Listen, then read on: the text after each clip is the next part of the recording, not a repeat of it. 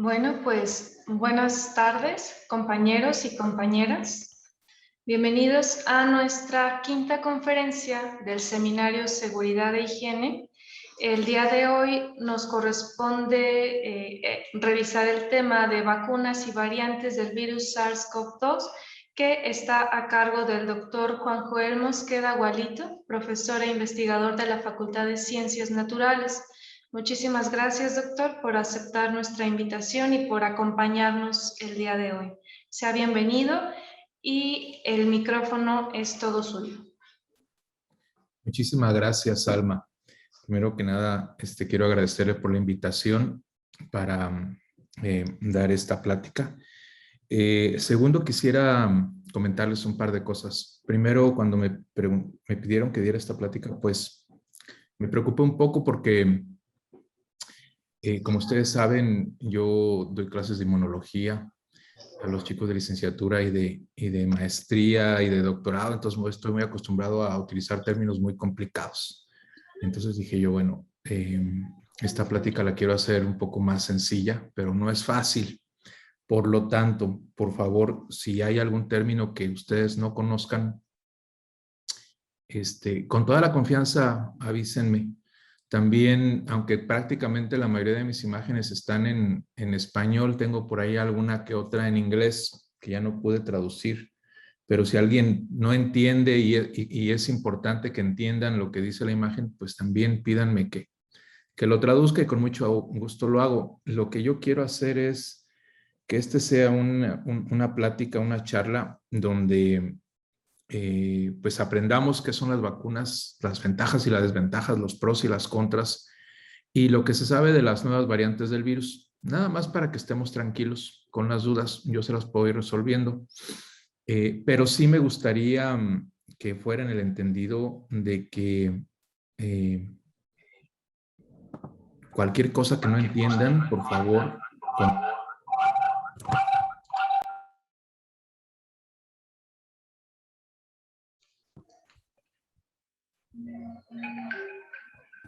Está apagado su micrófono, doctor.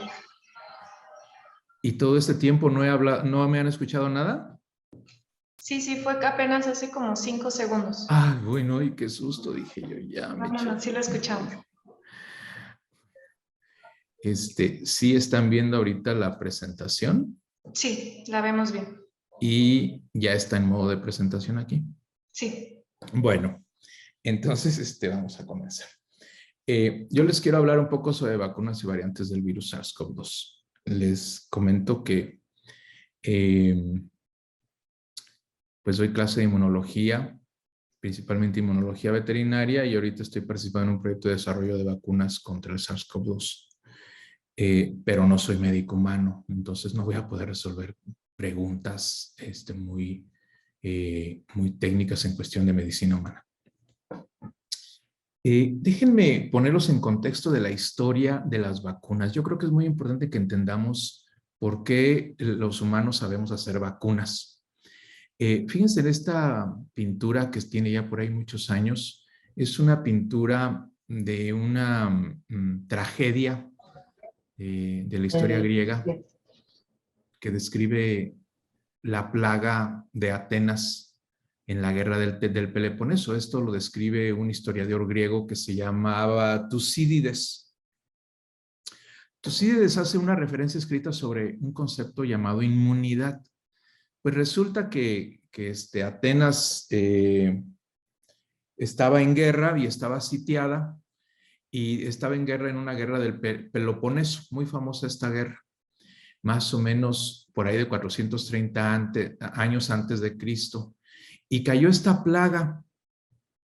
Era una plaga que Tucídides describe de una manera muy, pues con mucho detalle, muy horrorosa. La gente tenía unas diarreas espantosas y comenzaban a hacerse sanguinolentas, y pues estamos hablando de 430 años antes de Cristo. O sea, ni siquiera había la religión cristiana ni ninguna de estas religiones modernas.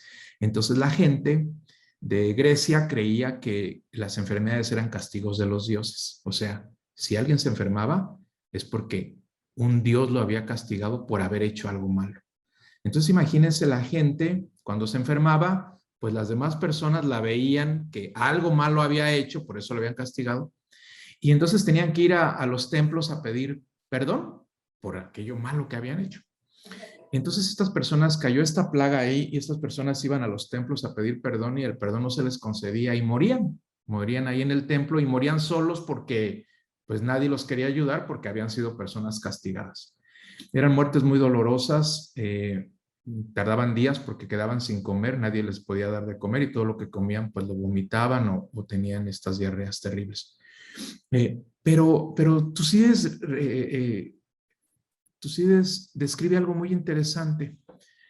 Las personas que habían contraído la enfermedad y que lograban sobrevivir a esta enfermedad, esos poquitos que lograban sobrevivir, que no morían ahí en los templos, eran los que podían regresar a Atenas y curar a los enfermos. No se iban a enfermar una segunda vez. Este dato fue un dato muy interesante porque era como si ya estuvieran perdonados por los dioses. Y entonces estas personas eran muy apreciadas por la gente que estaba enferma porque podían acercarse al menos a darles consuelo y si no, pues a proporcionarles un poco de alimento y de agua. No se iban a volver a enfermar, estaban como protegidos. De ahí tenemos el nombre de protección, porque estaban como protegidos de los dioses de tener más castigos. Y posteriormente, pues la humanidad se enfrentó a muchas más enfermedades. Una de ellas fue la viruela. Esta es una fotografía de un niño en África con viruela. La viruela era ha sido una de las enfermedades más graves para la humanidad. ¿Por qué? Porque una de cada 3 personas que le daba viruela moría. Ahora estamos hablando que una de cada 100 personas o por ahí que contrae el virus del SARS-CoV-2 muere. Bueno, en aquel tiempo una de cada 3 moría. Y las que sobrevivían quedaban con estas lesiones. Pues no puedo ver eso. Entonces, pues era una enfermedad muy temida. Cuando los pueblos veían que llegaba la viruela a esos pueblos, pues se espantaban y no sabían qué hacer. Y por ahí empezó a correr un rumor que venía de Turquía y de China, en donde ellos habían descubierto un método para que no les causara la viruela tanto daño. Lo que hacían es que los chinos y los turcos por ahí del siglo XV, para prevenirse de la viruela, cuando una persona se iba curando de viruela, estas pústulas se les secaban. Entonces ellos se las rebanaban, las hacían polvito con un mortero y se las inoculaban en heridas en la piel que se hacían intencionalmente. O sea, se hacían una herida con una navaja y ahí se espolvoreaban estas pústulas de las personas que se iban curando de la viruela. Y entonces esta persona que recibía esos polvos ya no se enfermaba de viruela tan grave y ya no se moría. Y entonces ellos preferían hacer este proceso que llamaron variolación para protegerse de la viruela.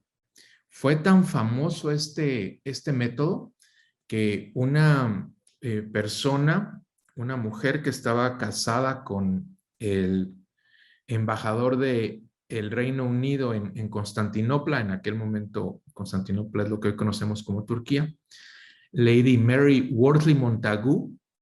Ella, estando en Turquía, se dio cuenta de este proceso de variolación y se dio cuenta que servía.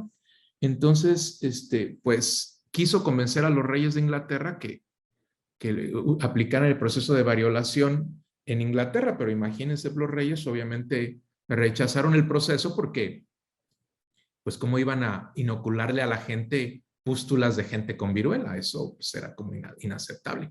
Entonces, lo que hizo ella es que viajó a Inglaterra, se llevó a su hijo Edward con ella y enfrente de los reyes en 1718 lo variolizó. Le aplicó pústulas secas de una persona que iba recuperando de viruela y después, pues, algunas personas cercanas a la familia comenzaron a tener viruela y el hijo no. Y eso convenció a los reyes que aplicaran la variolación en el país. Ese método ese método que hizo Lady Mary Wortley Montagu fue muy importante porque entonces Inglaterra comenzó a variolizar a su gente y ese proceso de variolización se distribuyó por toda Europa, inclusive España, y España lo aplicó a sus colonias y entonces en México también se comenzó a variolizar contra la viruela. La viruela es una de las enfermedades que ha sido erradicado gracias a la vacunación. Después obviamente se creó una vacuna contra la viruela, se hizo una campaña mundial de vacunación y se erradicó la viruela del mundo en 1986. Hoy en día, este método de vacunarse, de que los líderes se vacunen frente a la gente para convencerlos, pues se aplica hoy en día, ¿no? Muchos presidentes se vacunan frente a la gente para lograrlos convencer que las vacunas son seguras y son eficaces. Bueno, Edward Jenner fue un médico inglés también que contribuyó muchísimo a la historia de las vacunas porque él, mientras estudiaba medicina, su familia tenía rancho y tenían vacas y pues en aquel tiempo solamente las mujeres podían ordeñar a las vacas. Era una actividad exclusiva de mujeres. Él observó algo que ya la gente rumoraba. Solamente las mujeres que ordeñaban vacas no les daba viruela. Imagínense. ¿Por qué? ¿Por qué no les daba viruela a las mujeres que ordeñaban vacas? Entonces, él observó que a las vacas también les daba un tipo de viruela. Era como la viruela, pero de las vacas. Le salían estas pústulas en las ubres, en los labios, en el belfo se le llama. Y cuando las ordeñadoras ordeñaban a las vacas, pues era muy doloroso para las vacas, pero a las ordeñadoras se les pegaban las pústulas en los dedos mientras ordeñaban. Es decir, a las ordeñadoras se les pegaban la viruela de las vacas y les salían pústulas nada más aquí en los dedos, pero ya no les daba la viruela humana. Entonces, él hipotetizó que a lo mejor era la viruela de las vacas la que les confería protección a las ordeñadoras contra la viruela humana. Y entonces diseñó un experimento. Fíjense bien, en 1796 tomó al hijo de uno de sus jardineros y tomó a una de sus ordeñadoras. Esta señora estaba ordeñando una vaca infectada con viruela que se llamaba capullo. Le tomó una pústula a la señora del dedo, lo maceró y se lo puso al hijo de uno de sus jardineros en la piel. Y ahí lo dejó. 3 semanas después, le puso una pústula que había obtenido de una persona que tenía viruela humana, se la puso al niño. Y el niño no se enfermó. Y entonces él, pues pensó que ya había descubierto la cura contra la viruela humana. Y estaba muy contento, escribió un artículo científico, lo mandó a publicar. ¿Y cuál fue la sorpresa? Que se lo rechazaron. Y lo cuestionaron y le dijeron, ¿cómo sabes que la pústula que le pusiste al niño, la pústula de la viruela humana que le pusiste al niño para desafiarlo, cómo sabes que estaba infectiva? ¿Qué tal si se secó y por eso el niño no se infectó con viruela? Que es muy lógico, ¿no? Pensar eso. Entonces él se regresó, volvió a tomar al niño, volvió a tomar una pústula de una de sus ordeñadoras, se lo volvió a poner en la piel y varias semanas después fue a conseguir un caso de viruela humana, colectó la pústula de este caso de viruela humana, la partió en 2, la mitad se la puso al niño y la mitad se la puso a una persona que no tenía viruela. El niño sobrevivió a la viruela y a la otra persona le dio viruela humana. Y entonces así pudo publicar sus hallazgos en 1798 y pudo demostrar que inoculándose con viruela de las vacas se puede proteger contra la viruela humana. Estamos hablando de años en donde se creía que las enfermedades pues eran castigos, porque acuérdense que pues no sabían ni siquiera que había microbios, no sabían que había virus ni bacterias. Y entonces fue un hallazgo muy importante el que hizo él. Ya para terminar con esta historia de la vacunación, les comento lo que pasó con otro investigador muy importante que se llamaba Louis Pasteur. Él era químico francés, no era médico. Él era muy famoso porque había descubierto estas cepas que había en el vino que convertían el jugo de uva en vino y le daban diferente sabor, y entonces era muy famoso. Y lo llamaron para que estudiara las enfermedades de los animales. Primero estudió enfermedades de los animales y luego empezó a estudiar una enfermedad muy famosa en Europa, que era la rabia. La rabia era famosa porque si un perro mordía a una persona, ellos sabían que a las 3 semanas la persona moría de rabia y la muerte era muy dolorosa y no había cura. Cualquier perro que te mordiera con rabia era muerte segura para ti y ibas a morir de una manera muy dolorosa. Entonces, pues la gente le temía mucho a la rabia porque no había cura. Él lo que hizo es empezar a mantener conejos a los que les hacía un hueco en el cerebro y les ponía en el cráneo y les ponía ahí pedacitos de cerebro de un animal que había muerto de rabia, y el conejo presentaba la rabia. Y luego inactivaba el cerebro del conejo, se lo sacaba, lo inactivaba, y ese lo estaba probando en otros conejos, como tipo lo que había hecho Edward Jenner, cuando pues tocaron a la puerta de su casa el 6 de julio de 1885. Un señor llevaba en brazos a su hijo y le dijo: mi hijo lo acaban de morder un perro con rabia. El niño se llamaba Joseph Meister. Y le dijo: yo sé que usted está probando o evaluando una cura contra la rabia. Cure a mi hijo.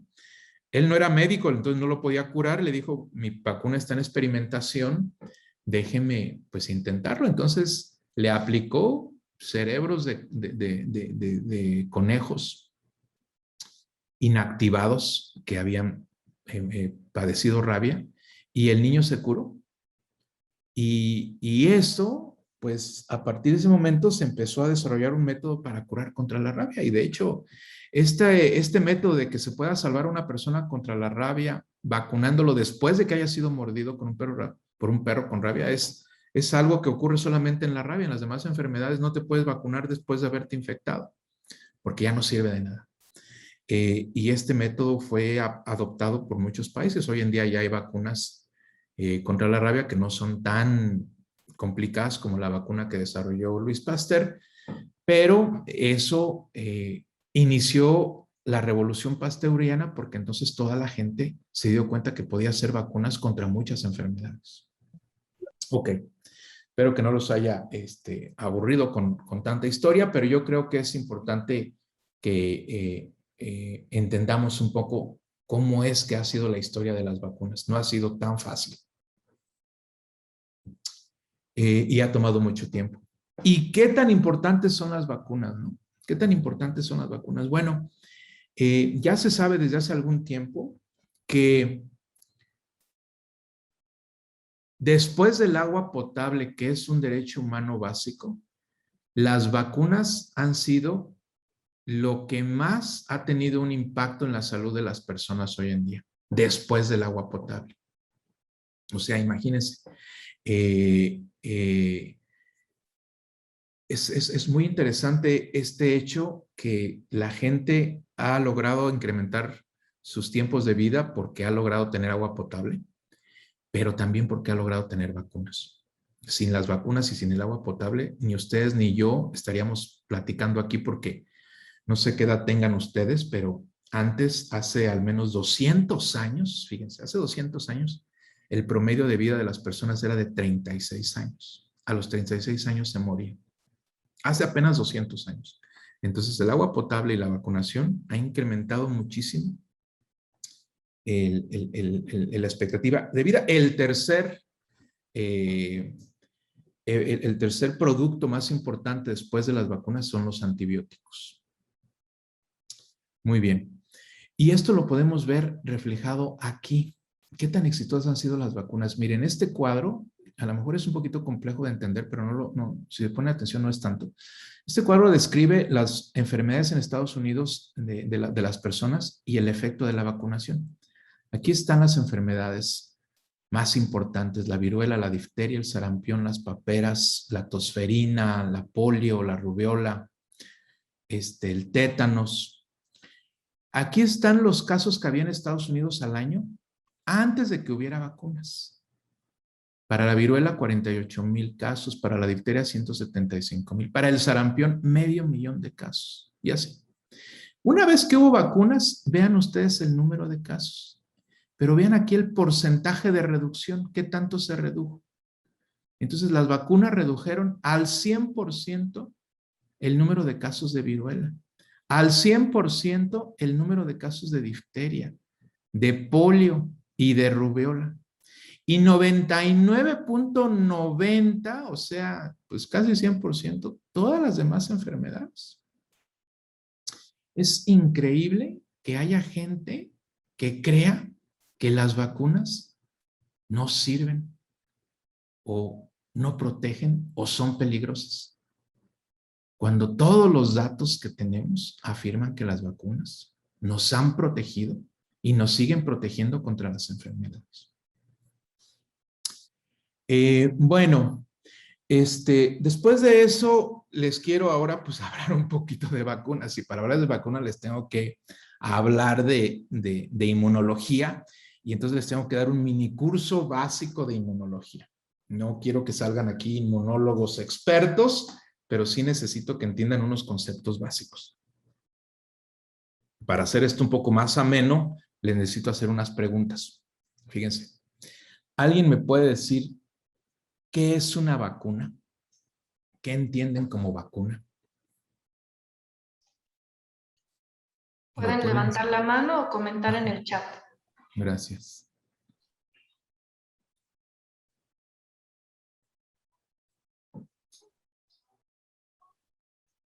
Adelante, Mariana.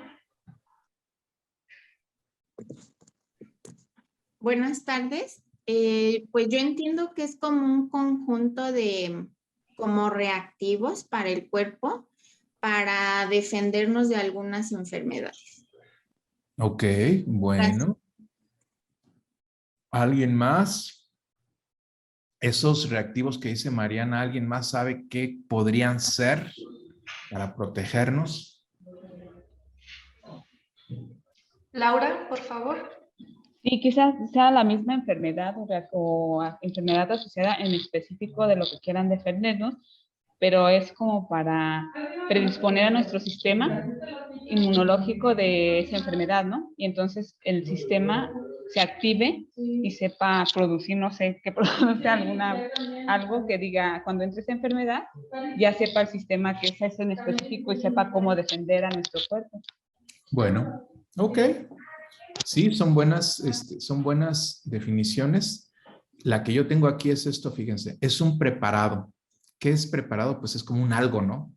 Una solución, un conjunto de cosas que se utiliza para estimular una respuesta inmunitaria del cuerpo contra las enfermedades, como bien lo dijeron.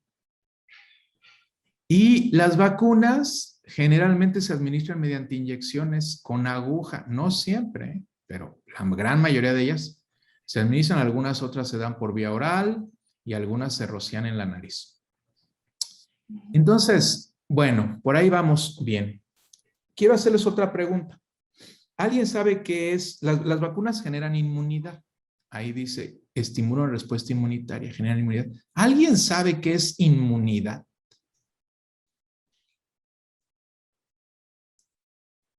¿Qué será inmunidad? Nos dicen en el chat, Leonardo, resistencia ante una enfermedad. Resistencia ante una enfermedad. Ok. Mariana Galán, ya leí. Virus atenuados. Muy bien, bueno. Ok. Sí, claro. Inmunidad es resistencia ante una enfermedad.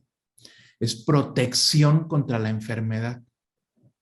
Entonces, si alguien es inmune a una enfermedad, ya te puedes exponer a ella sin infectarte. Entonces, lo que lo que las vacunas hacen es generarte inmunidad. También las infecciones te generan inmunidad. En la mayoría de los casos, si tú te infectas con una enfermedad, ya quedas inmune. Ya usualmente no te da esa enfermedad. Entonces las vacunas generan inmunidad. Bueno, y luego tengo por aquí otras dos definiciones. Fíjense, vacunación, pues es el acto de introducir la vacuna en el cuerpo, ¿verdad? Para producir protección contra una enfermedad específica.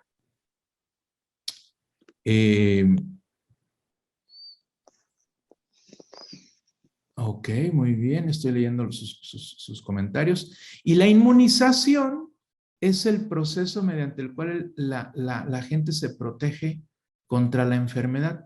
Y este término también a menudo se usa indistinto con vacunación o inoculación. Entonces, me voy a vacunar, me voy a inmunizar, me voy a aplicar la vacuna o voy a generar inmunidad, perdón, mediante la inmunización. Y luego, bueno, claro, y por aquí David Olvera dice algo muy cierto, yo no les platiqué, pero cuando Edward Jenner descubrió que las vacas tenían la viruela de las vacas y se podía generar protección contra la viruela, cuando Luis Pasteur hizo su vacuna contra, o su fórmula de éxito contra la rabia, le llamó vacuna en honor a que Edward Jenner había trabajado con la viruela de las vacas. Entonces yo les digo siempre a mis estudiantes que cuando se vayan a vacunar, en realidad se están envacando, según Luis Pasteur, porque pues sí es eso, ¿verdad? Vacuna viene de vaccina, que es vaca. Bueno, entonces vayan a embacarse. Bueno, otra definición importante que quiero que vean es el término de anticuerpo. Aquí ya les puse lo que les voy a estar enseñando en esta plática, que es un anticuerpo. A veces algunas personas lo dibujan como una Y, pero nosotros lo dibujamos con una Y con dos palitos al lado. Eso es un anticuerpo. ¿Quién me puede decir qué es un anticuerpo? ¿Qué entienden por un anticuerpo? Porque luego dicen, ay, ya me voy a checar si tengo anticuerpos contra el COVID.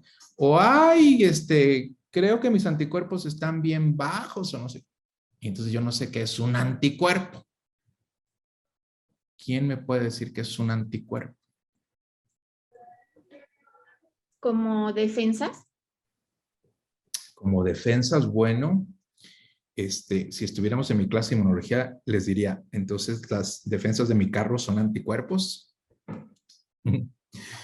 Entonces, ok, sí son defensas, muy bien. ¿Qué más? ¿Alguien me puede dar otra definición de anticuerpos? ¿Qué entienden por un anticuerpo? Varias en el chat. Hay varios en el chat, a ver.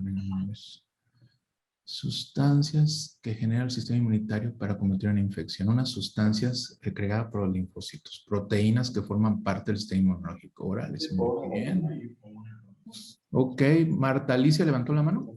Yo entendería por anticuerpo que es cuando ya te expusiste a ciertas condiciones, es cuando generas un anticuerpo. Ya fuiste expuesto a, por lo tanto, generaste un anticuerpo a eso específico. Ok, sí. Entonces, fíjense lo que tengo yo aquí como anticuerpo. Es una proteína, no sabemos qué es una proteína, pero una proteína es un producto que generan las células del sistema inmunitario. Entonces, esta proteína tiene esta forma de aquí.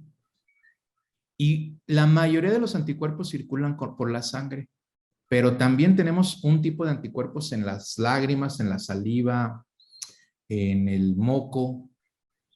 Hay anticuerpos que se secretan, pero la mayoría están en la sangre, como estos.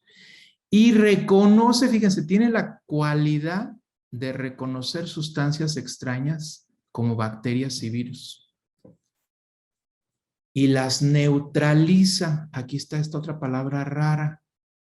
No sé si han escuchado eso de que a los anticuerpos neutralizantes contra el SARS-CoV-2. ¿Qué será un anticuerpo neutralizante? Parte de una célula es capaz de reconocer un antígeno. Muy bien, Angélica Cordero dice eso. Perfecto. ¿Qué será que un anticuerpo neutraliza una bacteria o un virus? ¿Alguien sabe?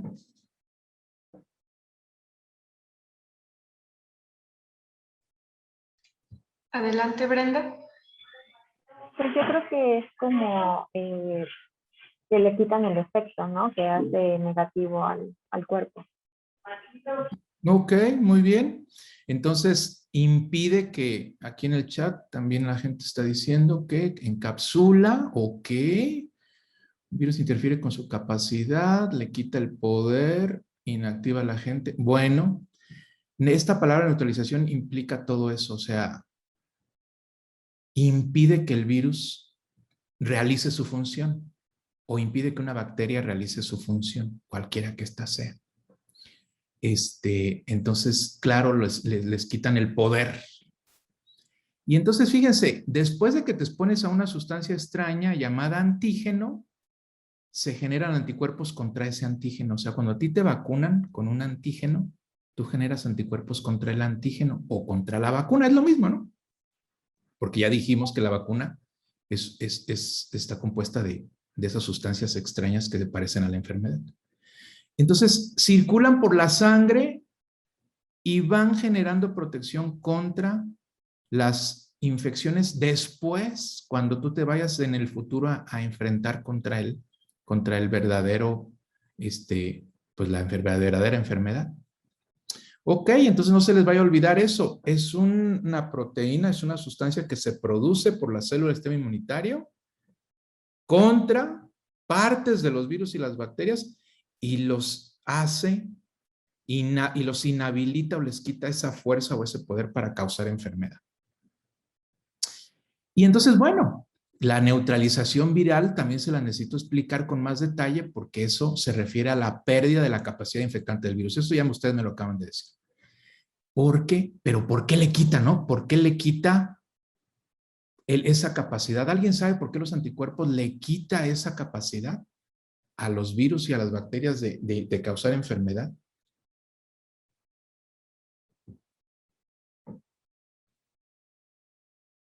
¿Cómo es que cuando neutraliza un anticuerpo un virus, por qué le quita la capacidad de causar enfermedad? Me dicen que le quita el poder o inactiva a la gente. ¿Por qué? ¿Alguien sabe? Bueno, fíjense. Aquí les voy a poner esta imagen. Esta es el virus del SARS-CoV-2. Y el virus de SARS-CoV-2 solamente puede penetrar a las células de las personas cuando se une a un receptor en las células que se llama la proteína AC2 y se une con una proteína que se llama proteína de la espícula o proteína S. Yo siempre digo que esto es como que el virus es una persona y va a entrar a un cuarto y entonces agarra la manija y le da vuelta. Tú no puedes entrar al cuarto si no agarras la manija y le das vuelta. Entonces el virus tiene, la mano de la persona es la proteína de la espícula y el receptor es la manija. El virus tiene que agarrar la manija y darle vuelta. ¿Qué pasa si ustedes se ponen un guante en la mano que no tenga dedos, que sea plano? ¿Qué pasa si se lo ponen y quieren abrir la puerta? No se puede tomar. No se puede tomar. Le impide tomar la manija. Entonces, los anticuerpos, aquí ya vieron las Y, los anticuerpos aquí en rojo se pegan a la proteína de la espícula e impiden que el virus toque la manija de la célula. Y al impedir esto, pues ya no pueden entrar. Siguen infectantes aquí afuera, ¿eh? Siguen infectantes, pero ya están, oigan lo que voy a decir, están neutralizados. Están neutralizados. Entonces, si tú te vacunas con una vacuna contra el SARS-CoV-2, tu cuerpo genera anticuerpos que van a neutralizar al virus y van a impedir que entre a las células. Y no importa que esté afuera el virus, esté ahí activo, no va a causar enfermedad porque el virus solamente causa enfermedad metiéndose a las células. Y con eso es suficiente para protegerte. A eso se le llama anticuerpos neutralizantes. Tú lo que quieres es tener anticuerpos neutralizantes para que estés protegido contra el SARS-CoV-2. Si van teniendo alguna duda, me avisan. Ok.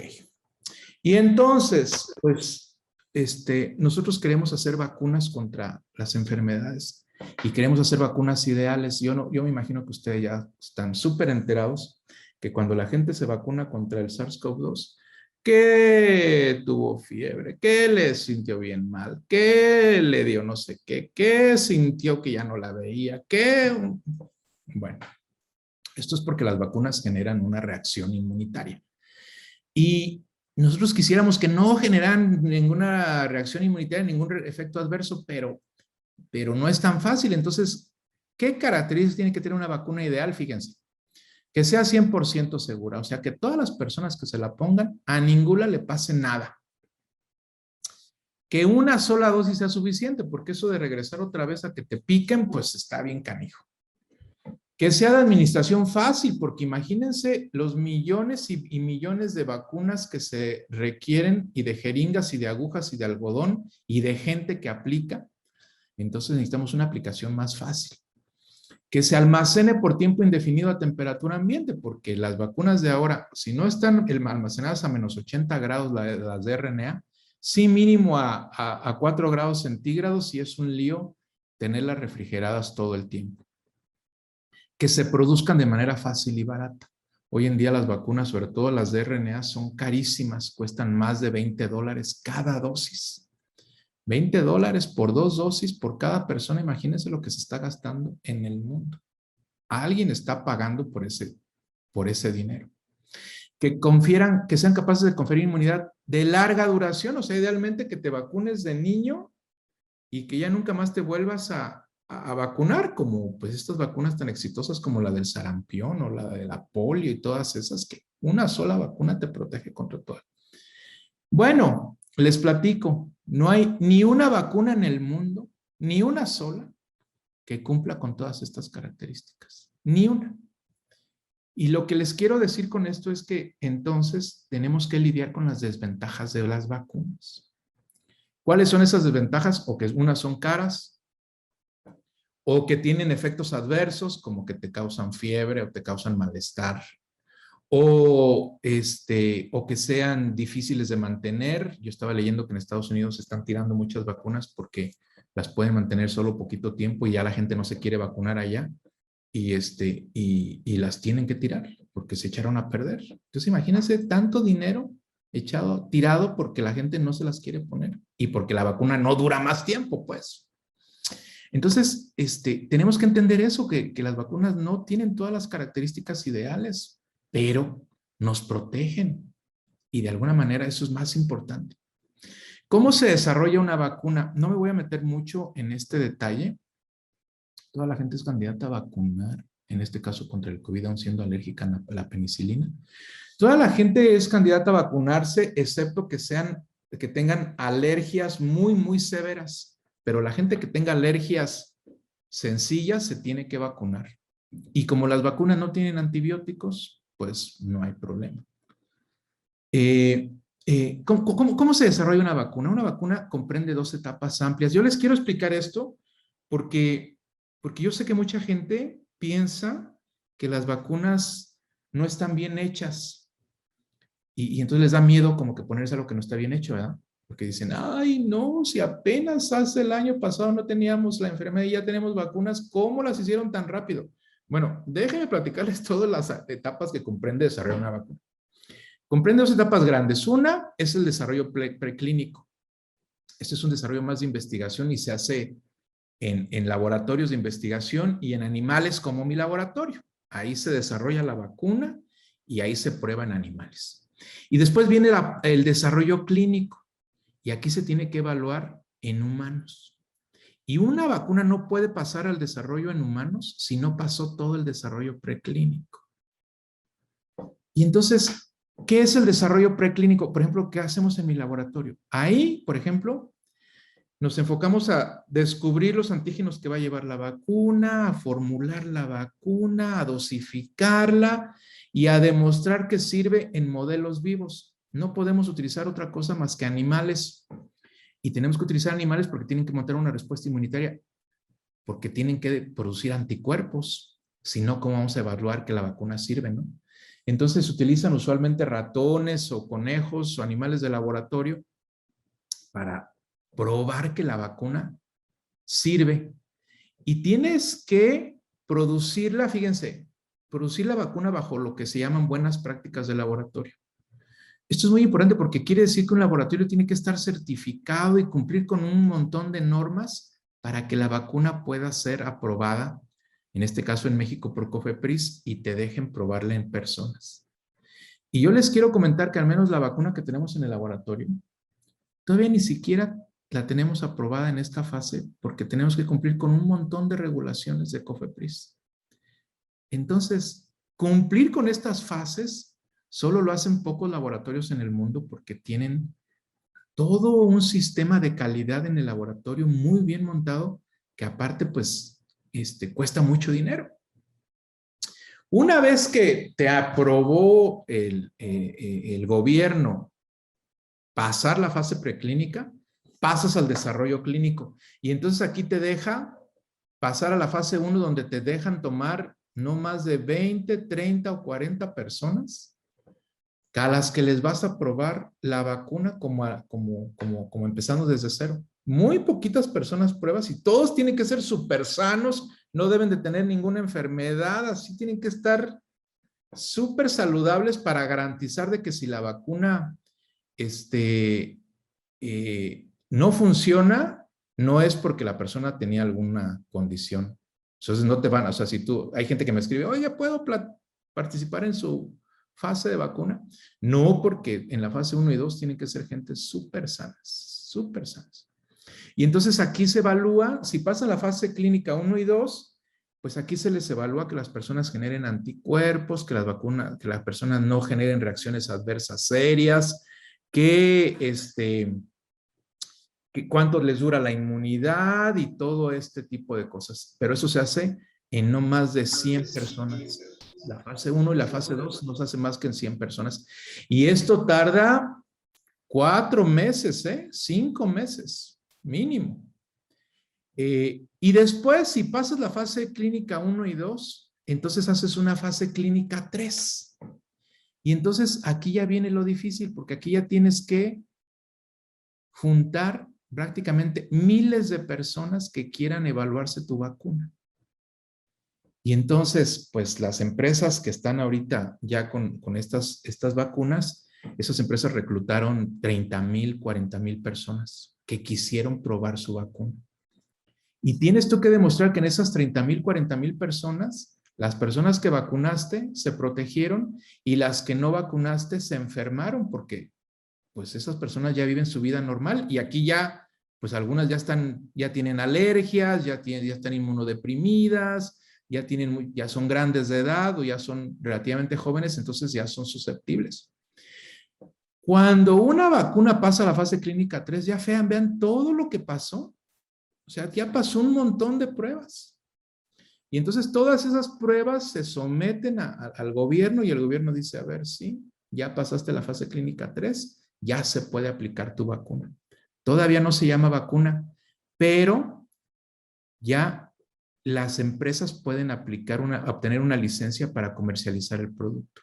Y eso es lo que están haciendo, pues Pfizer, Moderna, AstraZeneca, CanSino, todas ellas obtuvieron una licencia porque pasaron la fase clínica 3, ya demostraron que las vacunas son inocuas en muchísima gente, en muchísimas condiciones.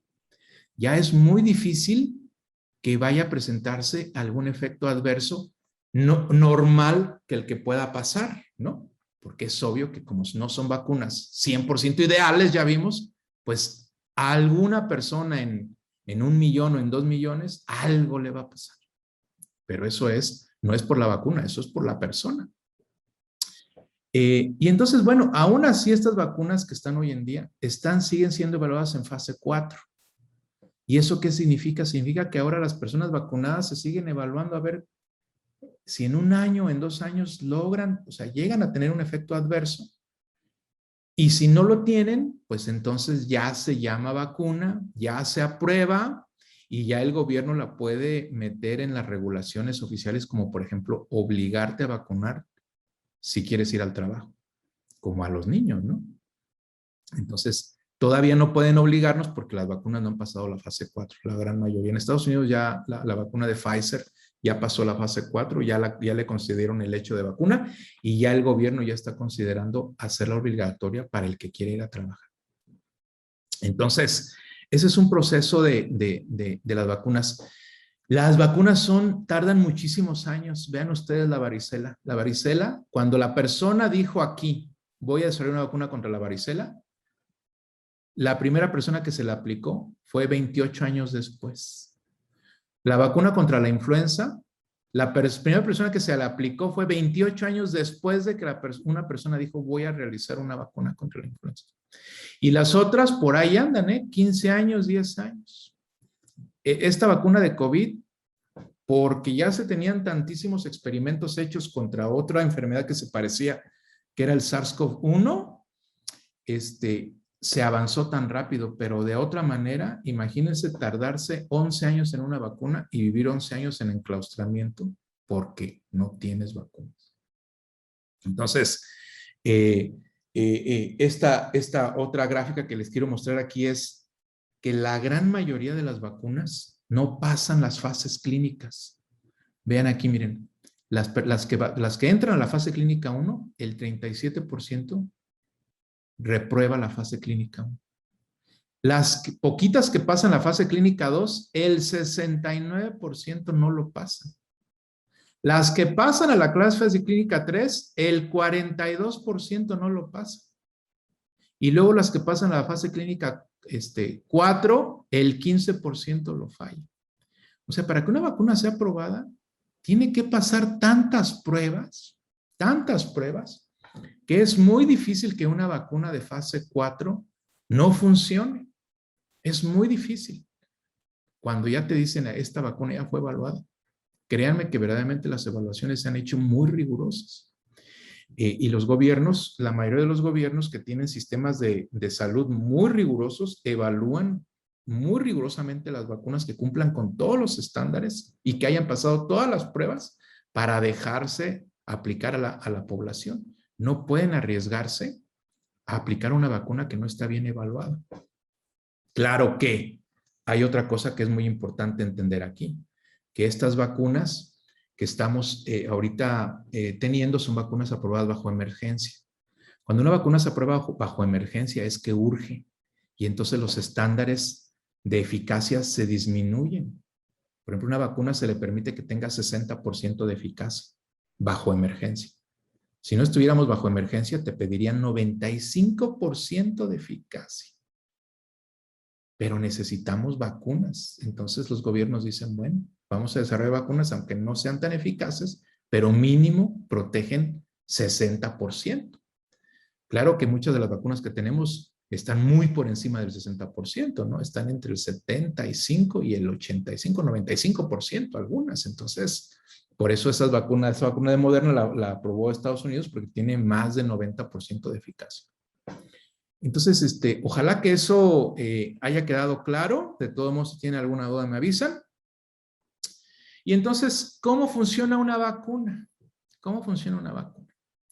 Pues depende de qué tipo sea la vacuna. Yo no quiero marearlos con tantas cosas, pero sí me interesa aclarar que hay varios tipos de vacunas contra el SARS-CoV-2 o contra la enfermedad del COVID-19. Y estas vacunas son de RNA mensajero, de vectores virales o de virus inactivados. Son ahorita los 3 tipos de vacunas aprobadas en México. Entonces, un individuo se vacuna con una vacuna de RNA mensajero, de vector viral o de virus inactivado. Te vacunas. ¿Y qué pasa?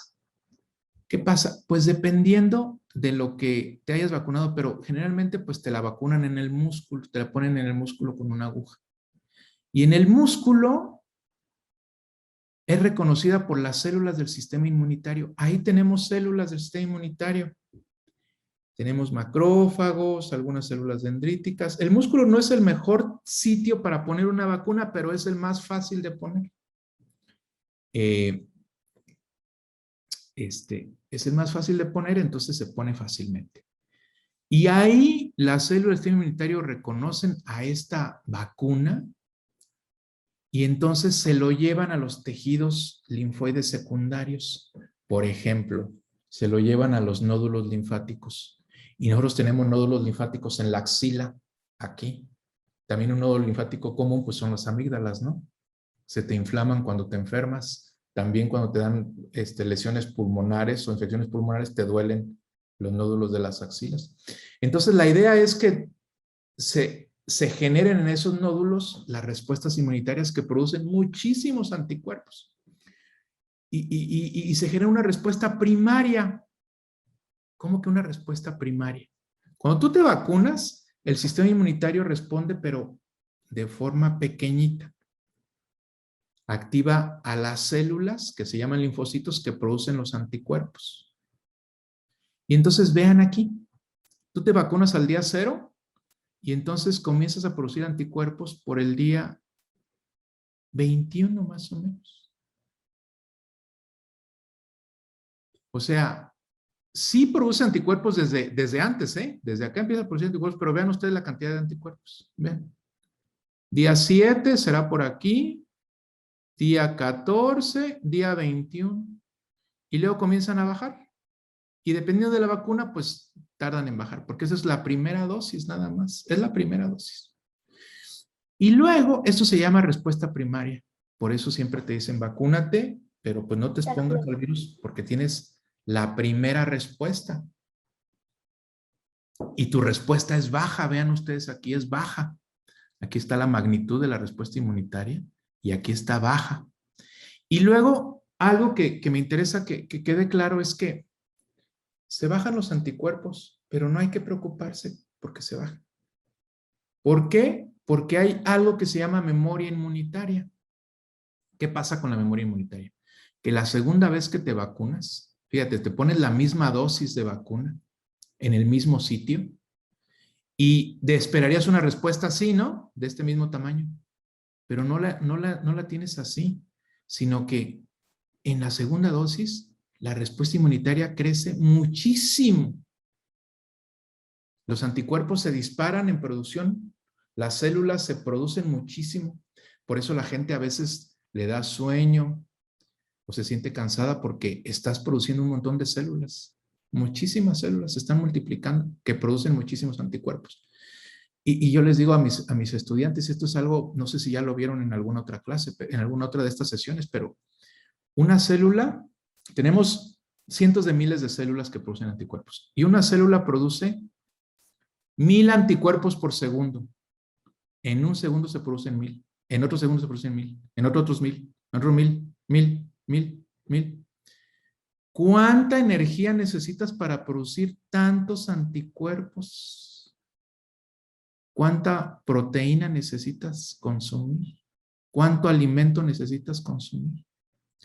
Y entonces hay gente que resulta que pues no consume, no tiene una dieta buena o no descansa lo suficiente. Pues ¿cómo quieres que tus células produzcan estos 1000 anticuerpos por segundo cada una? Entonces, para que generes estas respuestas, por eso, pues es típico que los médicos te digan, no, pues si estás débil o si estás inmunosuprimido, las vacunas no van a funcionar muy bien, porque ¿de dónde sacan energía para producir 1000 anticuerpos por segundo cada célula? Claro que no van a funcionar así. Entonces, el asunto es que no importa que se te bajen tus anticuerpos, este es lo que quiero que entiendan, no importa que se bajen los anticuerpos, se te quedaron células de memoria. Y esas células de memoria son de larga vida, en algunas enfermedades duran años, de veras, duran años. Y entonces las células están ahí, cuando el virus vuelve a entrar, esas son las células que se activan y generan un montón de anticuerpos, se multiplican y generan un montón de anticuerpos. Entonces las respuestas secundarias, las de la segunda dosis, siempre son más altas. Y eso garantiza que cuando el virus lo encuentras, pues la respuesta es todavía mucho más alta. Porque ya el sistema inmunitario aprendió a reconocer al virus. Entonces, eso es lo que hacen las vacunas, hacen como entrenar al sistema inmunitario, primero con una respuesta primaria que no es alta, aunque se pierda, no importa, te pones una segunda dosis, el sistema inmunitario ya está más entrenado, responde más rápidamente. Fíjense bien cómo ahora, aquí está el día 0, todavía ni siquiera son 7 días y ya vean dónde va la cantidad de anticuerpos producida. Y a los 14 días vean cómo va, y a los 21 días ya está hasta por acá. Entonces, cuando te enfrentas al virus, tu sistema inmunitario está entrenadísimo para reconocer al virus y eliminarlo.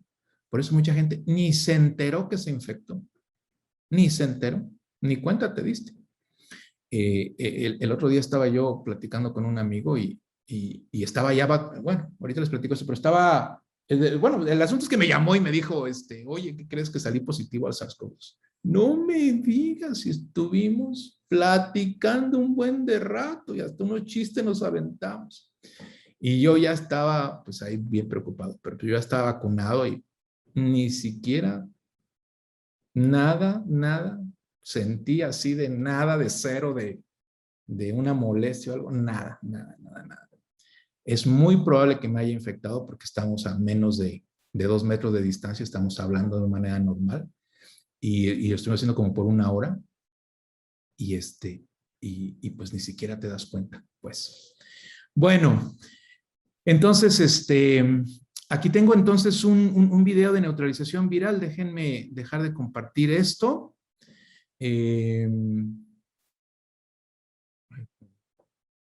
Para mostrarles este video que yo pienso que es bueno que lo vean, nada más para que se den cuenta cómo funciona. ¿Y dónde estará?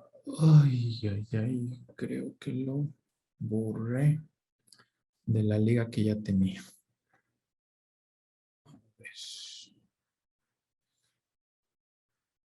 Did you promise yourself 2021 would be the year you'd be more productive?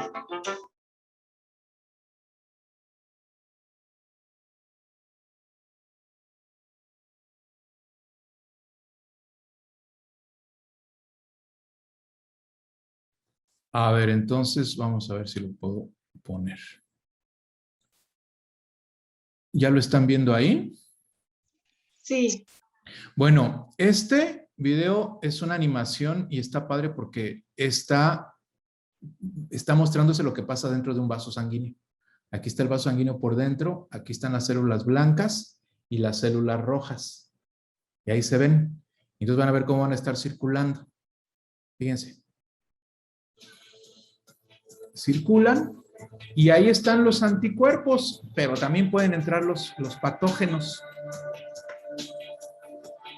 Como ese patógeno.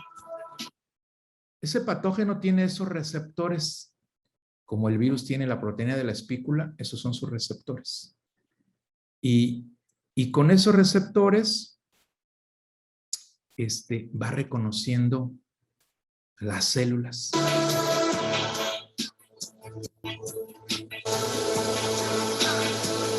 Se pega al receptor y ya puede penetrar esa célula. Un virus con la proteína de la espícula, el virus de SARS-CoV-2 con la proteína de la espícula, ve la proteína AC2, se pega y penetra porque abre la manija, ¿verdad? Abre la manija de la puerta.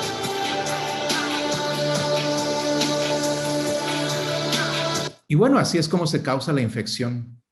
Los patógenos tienen receptores para proteínas en las células, que son como manijas que necesitan abrirse para que puedan entrar a las células y destruirlas.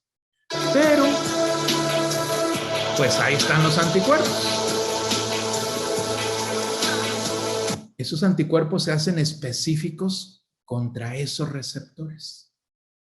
Y entonces, ¿qué pasa cuando el patógeno o el virus quiere penetrar o tocar el receptor? Ya no puede. Y entonces ahí se queda, pero no se queda nada más ahí porque no nada más se queda y ya se mueren, ¿no? Sino es eliminado por otras células del sistema inmunitario que son las células fagocíticas.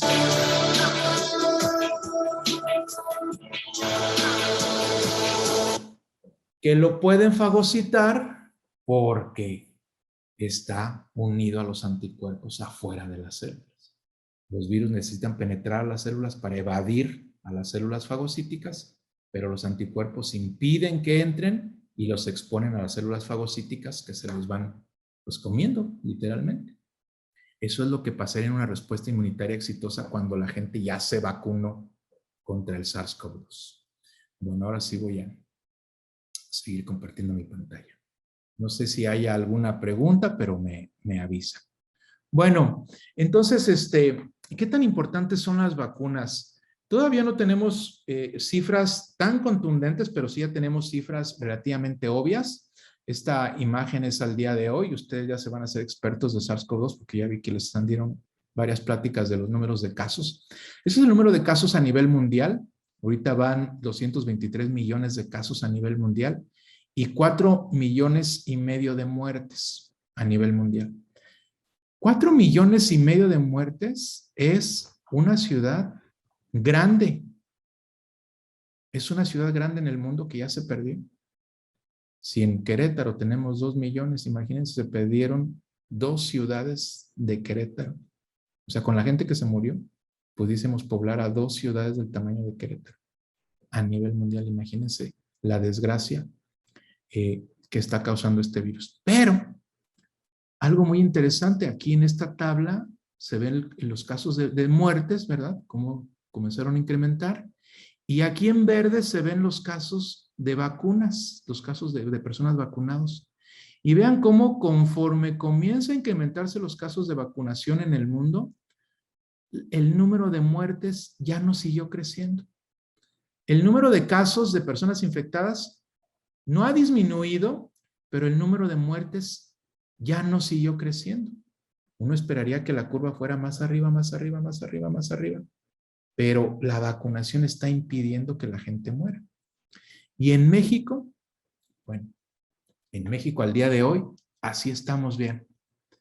Este es el número de muertes, 266,000. 266,000 personas confirmadas que murieron por COVID en México. Es una ciudad pequeña. 266,000 personas que murieron ya en 1 año y medio.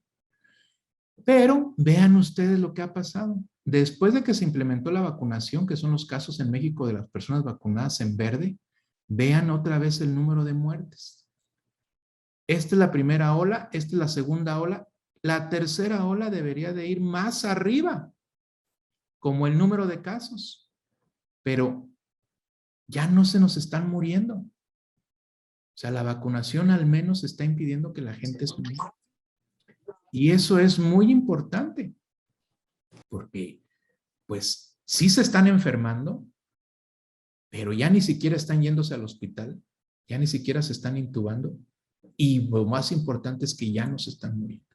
Entonces la vacunación tiene sí tiene un efecto.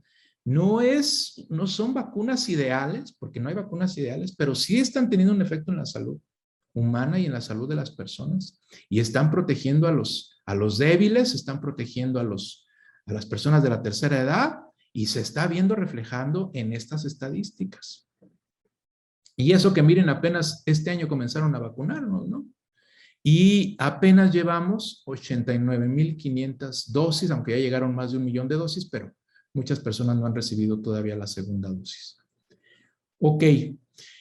¿Qué vacunas hay en México? En México están aprobadas estas vacunas, son 8 vacunas, la vacuna de Pfizer, que es la de RNA mensajero, la vacuna de AstraZeneca, que es un vector viral, la de Sputnik, la Sputnik 5, que es un vector viral, la Sinovac, que es un virus inactivado, la CanSino, que es vector viral, que yo imagino que la mayoría de ustedes se pusieron CanSino,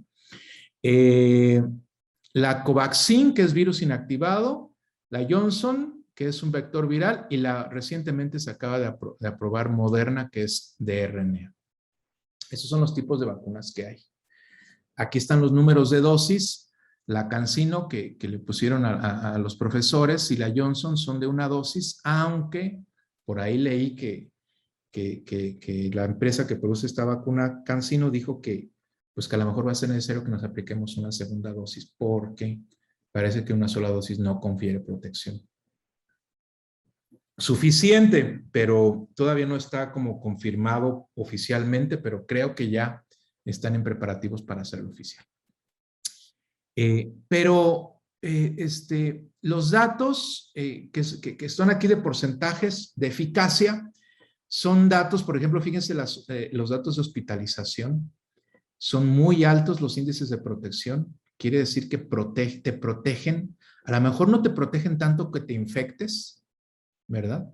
Pero sí te protegen que te hospitalicen. Y sí te protegen que tengas COVID sintomático. Por ejemplo, este amigo que tengo, ahorita te respondo, Brenda, este amigo que les dije con el que estuve platicando, nunca le dio COVID sintomático, ¿eh? A él le avisaron que su compañero había salido positivo y él se fue a hacer la prueba positiva y salió positivo, pero nunca tuvo ningún signo clínico. Entonces, él ya estaba vacunado. Y entonces esto es lo que hace la vacuna. Brenda. No sé si tengas una. Gracias, sí. Me gustaría que de manera muy, a lo mejor muy general o muy coloquial, nos explicara qué significa el tipo de vacuna, o sea, que sea RNA mensajero, cómo es vector viral y cuál es como un virus inactivado. Sí, ahorita también Mariana me lo hizo en el chat, ahorita se los explico. Me daba miedo esa pregunta porque dije, ay, ¿cómo les voy a explicar qué es un vector viral? Pero ahorita se los explico. Entonces, bueno, esto es lo que hacen las vacunas y están siendo aprobadas. Y ahorita quizás lo más importante, creo yo, pero ese es mi punto de vista muy personal, no me lo tomen como que yo soy una autoridad, ni mucho menos, es que el hecho de que nos estén protegiendo contra hospitalización, contra muerte y contra el COVID sintomático es muy relevante, porque son vacunas de emergencia que al menos tienen esa función. O sea, sí te puedes enfermar si ya estás vacunado, pero no te va a dar un COVID muy grave.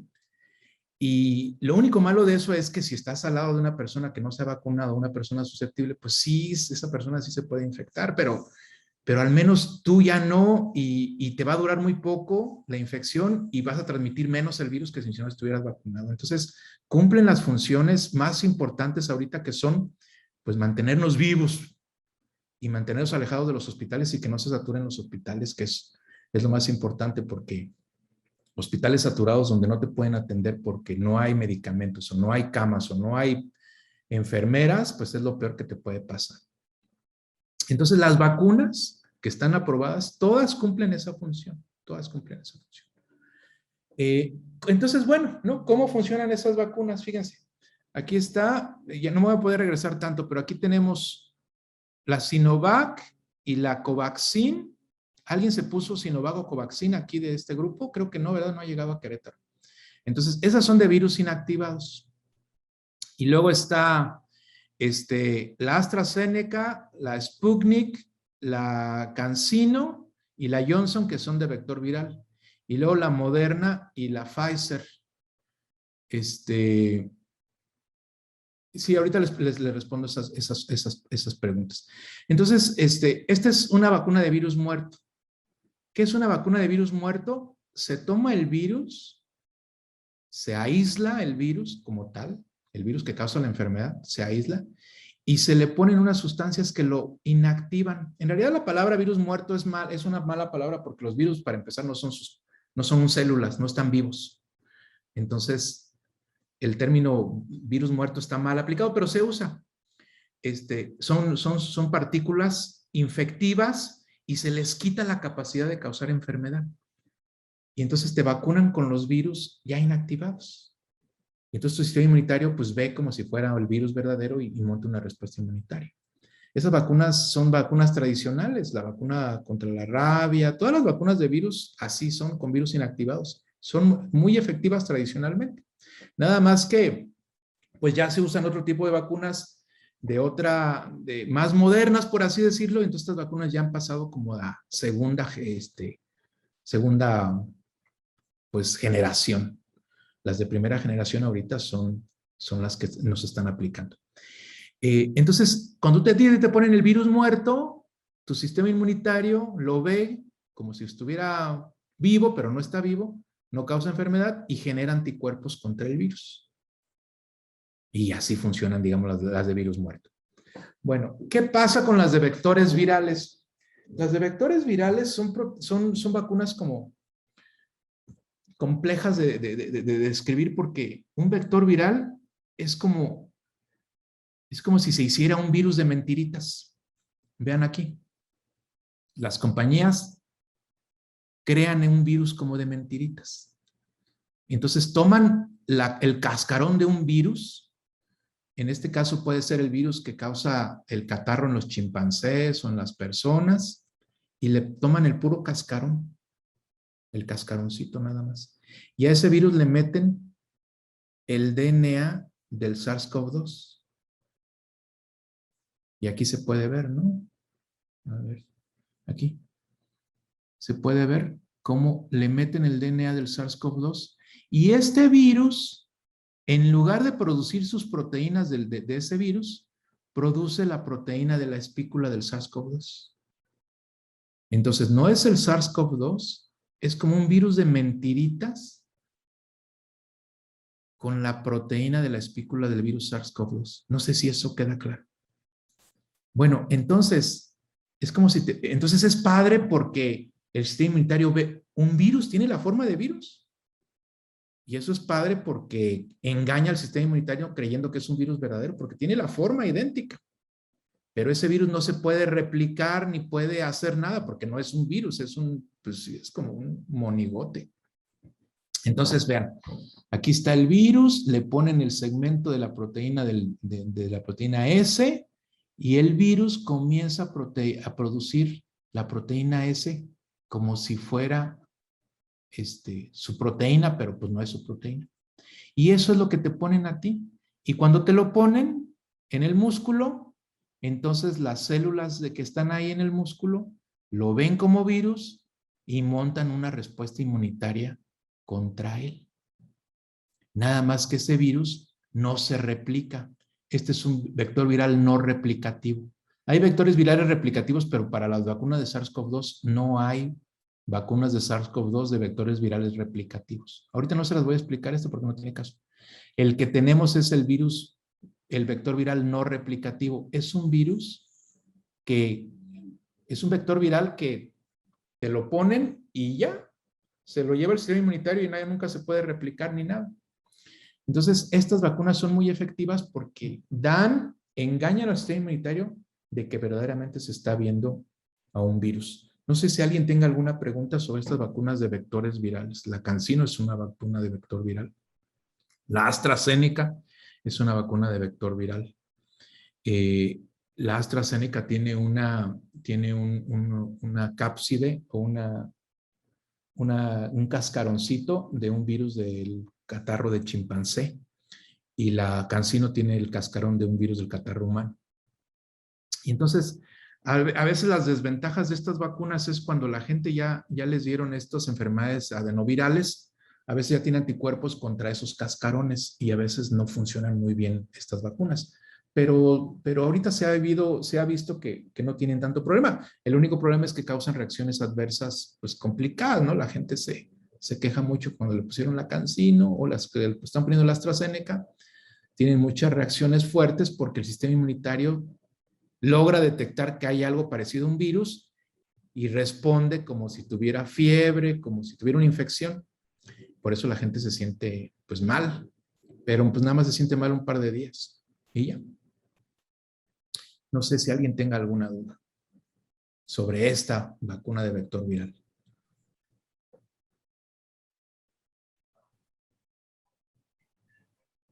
Bueno, si no hay dudas sobre la vacuna de vector viral, entonces vamos a ver las otras vacunas, que son las vacunas de ácidos nucleicos. Las vacunas de ácidos nucleicos son vacunas de muy nueva generación. No hay ejemplos de otras vacunas en otras enfermedades porque pues, son las primeras que se desarrollaron ahora. Y tienen la ventaja de que son muy fáciles de producir. Son caras, pero son muy fáciles de producir. Entonces las compañías por eso rápidamente las produjeron porque son fáciles de producir. Son fáciles de sintetizar, aunque cuestan mucho más. ¿Qué es una vacuna de ácido nucleico? Hagan de cuenta que en lugar de poner al virus muerto, en lugar de poner un cascarón de otro virus, ahora pones el DNA o el RNA del virus, dependiendo de lo que el virus tenga, porque hay virus que son de DNA o hay virus que son de RNA. Y ese DNA lo pones tú en el músculo. ¿Y qué pasa? Bueno, primero le tienes que poner una cubierta de lípidos para que se proteja, porque si no le pones los lípidos, se degrada, sobre todo el RNA se degrada rapidísimo. Entonces le tienes que poner una cubierta de lípidos. Entonces lo cubres. Y si es DNA, también lo cubres con una cubierta de lípidos. Les voy a platicar lo del DNA porque ya en India acaban de aprobar la primera vacuna de DNA. Y como los de la India son los que más producen vacunas, al ratito ya no las van a mandar para acá porque ellos son los principales productores de vacunas en el mundo. Entonces, son de DNA o de RNA, las tienen que proteger con una cubierta de lípidos. Y al cubrirla con lípidos, eso es padre porque se fusiona con la membrana de las células son de lípidos también.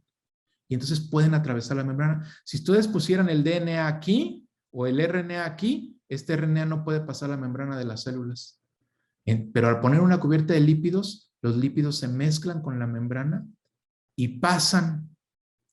Y entonces, si es de DNA, que es en lo que me voy a tardar a explicar menos porque todavía no las tenemos, el DNA tiene que llegar al núcleo y en el núcleo la célula lo ve como su propio DNA y comienza a transcribir la información que tiene. ¿Y cuál es la información que tiene? Las proteínas de la espícula del SARS-CoV-2. Y entonces las células producen ellas solitas la propia proteína del SARS-CoV-2. O sea, se lee aquí, adentro del núcleo, se genera el RNA mensajero que aquí está, y lo lee la célula con su maquinaria del RNA mensajero y produce proteínas. ¿Pero cuál produce? La que venía en ese DNA, que era la información de la proteína de la espícula del SARS-CoV-2. Y entonces, como produce estas proteínas al medio, el sistema inmunitario las detecta como extrañas y monta una respuesta inmunitaria contra las proteínas del SARS-CoV-2. Cuando es RNA mensajero, el RNA mensajero, pues para empezar, se tiene que mantener a menos 80 grados centígrados. Lo forran con una cubierta de lípidos, se fusiona con la membrana, pero ya es RNA mensajero. Y entonces lo que pasa es que en el citoplasma, el RNA mensajero es leído por la maquinaria de la célula que lee los RNA mensajeros propios y forma la proteína que tiene el mensaje de este RNA, pero se llama RNA mensajero, tiene un mensaje. ¿Y cuál es su mensaje? La proteína de la espícula del SARS-CoV-2. Entonces la produce aquí en verde, un montón de proteínas de la espícula del virus SARS-CoV-2. Y estas proteínas, cuando salen de la célula, el sistema inmunitario las ve como partes del virus y se monta una respuesta inmunitaria, que aquí estaría, ¿no? El RNA mensajero genera dentro del cuerpo las proteínas del virus y se generan anticuerpos. Y si lo vemos en esta otra imagen, pues aquí está, te inyectas con la vacuna. Las moléculas de RNA mensajero están protegidas en lípidos, aquí está la membrana lipídica. O sea, te dan unas microgotitas así de tamaño microscópico, que son gotitas de lípidos, y adentro tienen RNA mensajero. Las meten, se mete la gotita a la célula porque atraviesa, porque es lipídica, y se lee el mensaje adentro de la célula, y la célula responde generando proteínas de la espícula, y la proteína de la espícula genera anticuerpos. Bueno, el sistema inmunitario en realidad genera células y anticuerpos contra la proteína de la espícula que van a defenderte contra el verdadero virus. Eso es en realidad lo que ocurre aquí, ¿no? Entonces el RNA mensajero entra a las células y las células de las personas leen el mensaje. Por eso se llama RNA mensajero, es una vacuna de RNA. Y entonces producen las proteínas de la espícula. Esto es un concepto, pues a lo mejor difícil de entender, ¿no? Porque mis propias células están produciendo las proteínas del virus. De un virus que nunca vieron. Eso es lo extraordinario de estas vacunas. Y el sistema inmunitario detecta las proteínas y monta una respuesta inmunitaria contra el virus. Y bueno, si no hay más preguntas sobre vacunas, entonces ya nada más déjenme terminar mi último tema, que es el de las variantes. Porque ahora resulta que ya cuando estábamos bien felices con la vacuna, salen unas variantes. Y que es que ahora por las variantes ya no podemos otra vez ir al trabajo, ni al cine, ni a ningún lado. Ya estamos bien fastidiados todos. ¿Pero qué son las variantes? Bueno, resulta que miren, resulta que los virus, todos los patógenos, van mutando. ¿Qué es mutar? Mutar es que van cambiando las secuencias de sus proteínas. También nosotros mutamos, pero tenemos un sistema que nos protege de las mutaciones. Y los que mutamos y no se nos protegen de las mutaciones, pues nos da cáncer, porque el cáncer es eso, son en realidad células mutadas que no pudimos eliminar. Pero los virus mutan frecuentemente. Y eso hace, ¿cuál es la desventaja? Esta es la cepa original de China, que está en rojo. Quiero que le pongan atención porque tiene las proteínas de la espícula, las proteínas de la corona, porque es un coronavirus, así se le llama, porque parece corona. Esta. Freddy, ¿preguntaste algo? No. Estas son las proteínas de la espícula y las tienen, ¿verdad? Las tienen todas así. Y la vacuna se hizo contra esta variante de la China. Bueno, no es una variante, es la primera pues cepa que hubo, o la primera variante, pero en aquel tiempo no era variante porque era la única. Entonces, todos estamos vacunados contra esta variante. ¿Y luego qué pasó? Que como el virus va mutando, llega un momento en el que el virus muta una parte de su proteína. Vean cómo aquí están todas en rojo, pero esta ya cambió en verde. ¿Cuál es la desventaja de que haya cambiado a verde esta proteína cuando mutó? ¿Alguien se puede imaginar? ¿Qué pasa cuando mutó? Si todas eran rojas y ahora esta es verde. Que los anticuerpos. Adelante, Brenda. Perdón, pues iba a decir que ya la vacuna no es efectiva porque aunque se peguen a las otras partecitas, esa sí puede conectarse con el cuerpo humano. Bueno, ok. Pues eso sería una desventaja porque el anticuerpo que se formó contra estas de rojo ya no reconoce muy bien a la que está en verde. Y entonces este virus con esta que está en verde puede abrir las manijas de los receptores de las células y entrar. Y luego, pues fue una variante, ¿no? La variante alfa que apareció en el Reino Unido. Y luego en Sudáfrica el virus mutó en otra parte de la proteína. Y esa otra parte de la proteína hizo que ahora la proteína pareciera de color como amarillo. Y entonces, ¿eso qué quiere decir? Que ahora los anticuerpos, pues tampoco la reconocen. Pero esta variante de Sudáfrica es diferente a la variante de Inglaterra, de Inglaterra, de Reino Unido. Entonces los anticuerpos contra esta variante no reconocen esta tampoco, ni reconocen esta. Y luego salió otra, la de Brasil y Japón, que ahora la proteína mutó en otra parte y le confirió un color azul. Y entonces los anticuerpos contra la vacuna china, de la variante china, pues ya no reconocen ni esta, ni esta, ni esta. Eso de manera muy general, ¿no? Eso de manera muy general. Pero no se espanten porque estas mutaciones son tan pequeñas que hay anticuerpos contra las demás partes del virus. Vean acá. ¿Cómo sigue el virus siendo? Pues el mismo virus. Y entonces algunos anticuerpos que generaron contra la variante original sí reconocen las otras variantes. Sí las reconocen. Algunos anticuerpos no, pero unos sí. ¿Qué podría significar eso? Claro, estas variantes, como bien lo dice Alicia, dejan abrir la puerta. Claro, permiten abrir la puerta. Entonces, ¿qué significaría que sí haya anticuerpos contra otras partes del virus y no haya anticuerpos contra una parte del virus. ¿Qué creen ustedes que significa?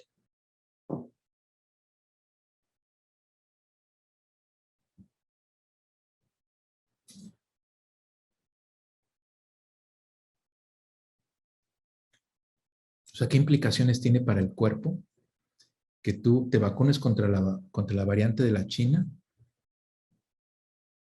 y que haya anticuerpos que reconocen la variante china y que no reconocen tanto las nuevas variantes, pero sí hay anticuerpos que reconocen las dos? Elizabeth Ledesma dice que no hay protección. Bueno, así cero.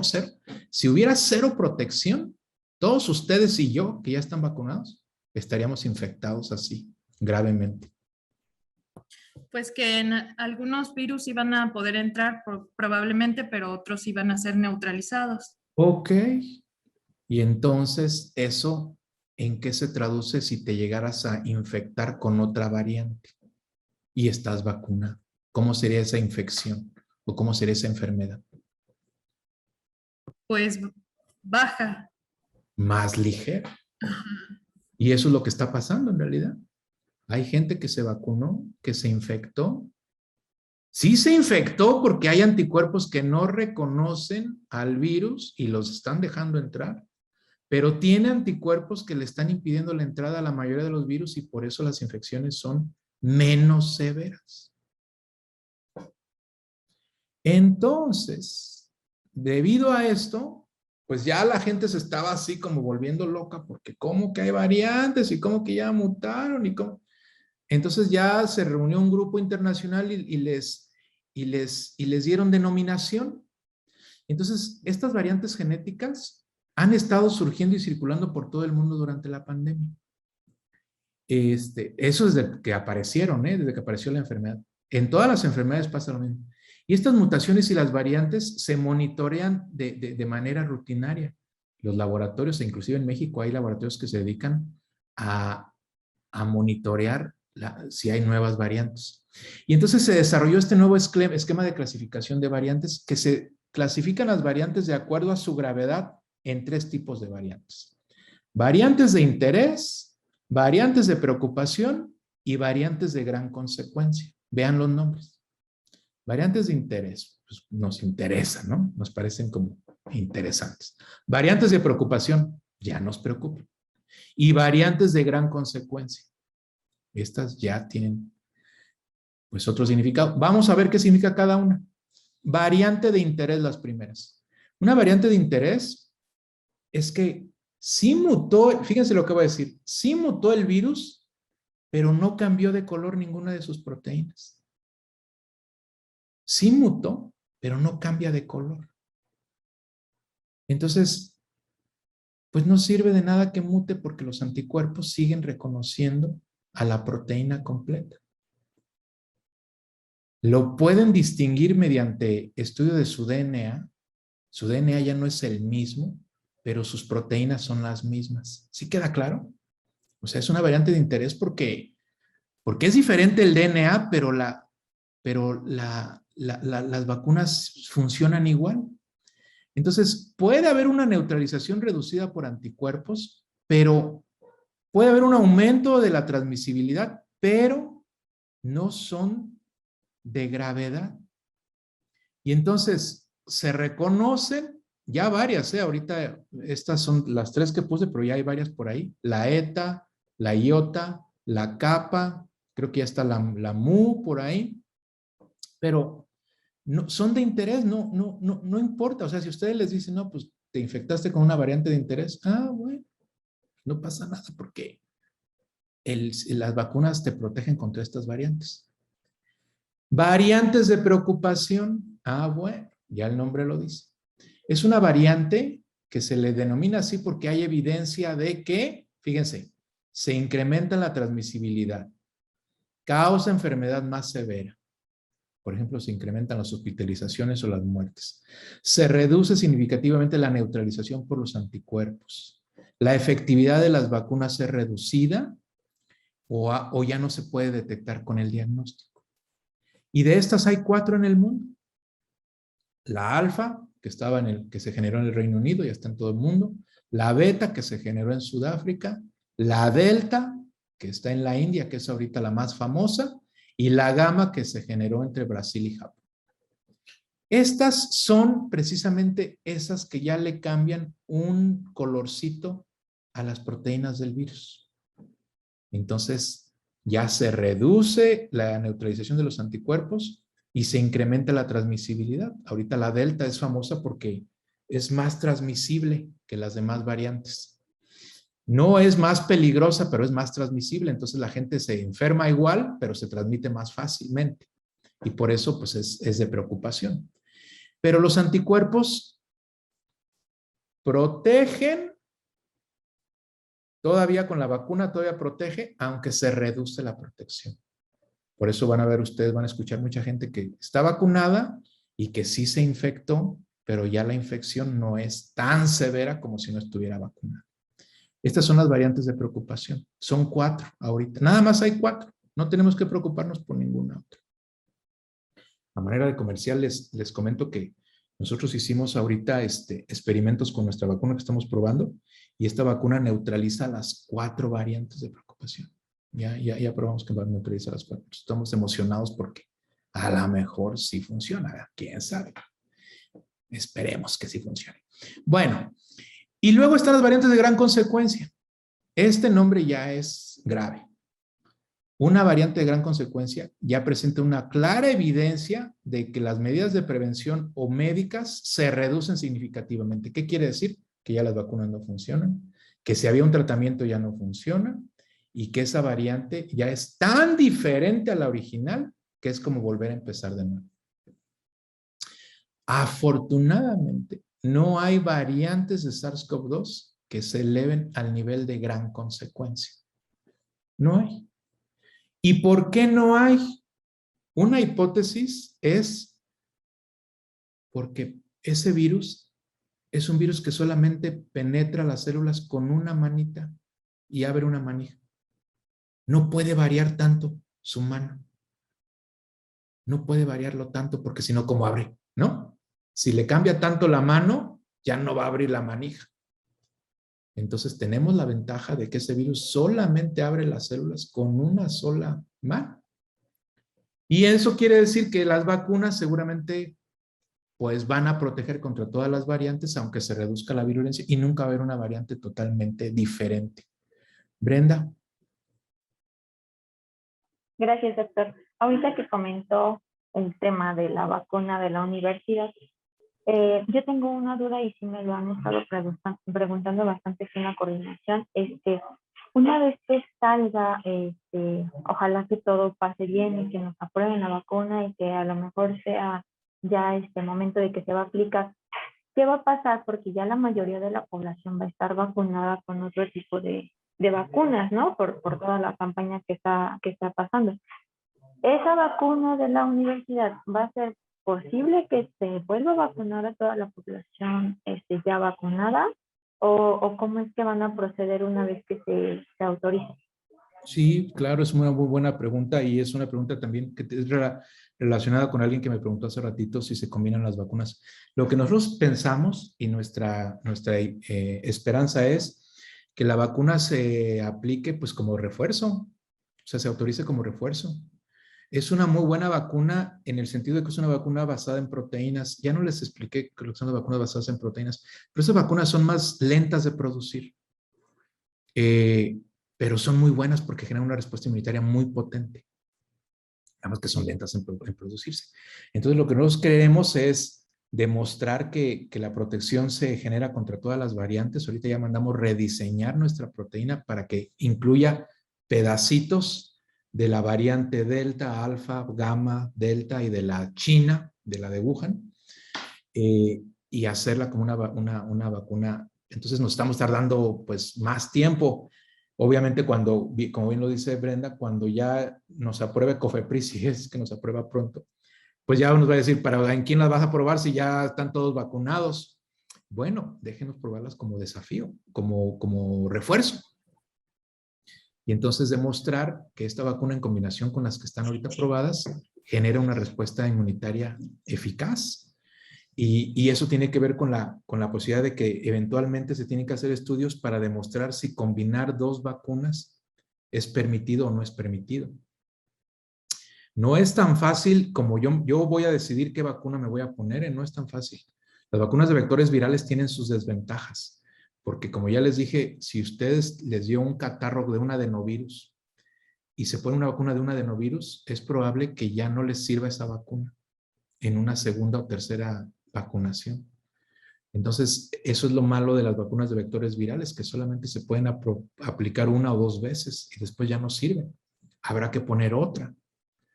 Y entonces no es nada más de que yo voy a combinar una con otra. Tiene que haber estudios que permitan que se aprueben estas combinaciones. A mí lo que me preocupa un poquito ahorita, porque yo sé de mucha gente que sin preguntarle a nadie está vacunado con la CanSino y se puso la AstraZeneca. En caso de que les llegara a pasar algo así muy grave, derivado de la vacunación, como no estaba autorizada esa mezcla, pues ¿a quién le van a reclamar? Porque no hay. Si a ti te pones la CanSino y te pasa algo muy grave por un mal uso de la vacuna, a lo mejor puedes reclamarle a alguien, ¿no? Y a lo mejor puedes hacer que alguien puede haber algún culpable, pues. Pero si tú decides combinarte vacunas que no están aprobadas en combinación, ¿a quién le vas a reclamar? Eso es lo malo de ponerte vacunas que no están aprobadas.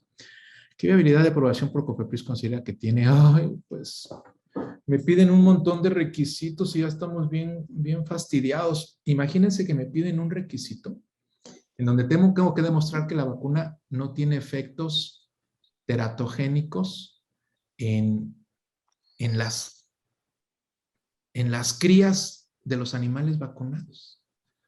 Entonces tenemos que vacunar ratones y luego dejarlos reproducir entre ellos y demostrar que sus crías no tienen defectos de desarrollo. Entonces, pues eso es un montón de tiempo. Por eso les digo que cuando ven una vacuna está aprobada, créanme que pasó un montón de pruebas, porque me piden cosas que yo nunca pensé que me fueran a pedir y entonces estamos ahí ahorita ya haciendo los contratos para que las empresas nos hagan todos esos experimentos bajo las buenas prácticas de laboratorio y poder pedir la COFEPRIS, pero si pasamos eso, que es muy probable que lo hagamos eventualmente, el problema es cuándo, ¿verdad? Porque el tiempo pasa. A lo mejor el próximo año ya estamos vacunando a las primeras personas. Bueno, ¿y los niños por qué no se les ha aprobado la vacunación? Sí, porque se tienen que hacer pruebas en los niños de vacunación y hay veces que los niños, pues, necesitan también probarse como grupo de vacunación. Entonces, son los últimos, siempre en una vacuna nueva, son los últimos en evaluarse porque son un grupo de personas susceptibles a muchas cosas. Entonces, ahorita todavía creo que ya se empezaron a hacer estudios en unas partes del mundo con estas vacunas en niños y necesitan pasar todas las fases clínicas 1, 2 y 3 para que ya se apruebe. Pero ya ahorita están aprobados hasta 12 años. Entonces, por lo menos. La ventaja de esto, para que también se queden tranquilos con los niños, es que los niños, como los becerros, producen mucho interferón.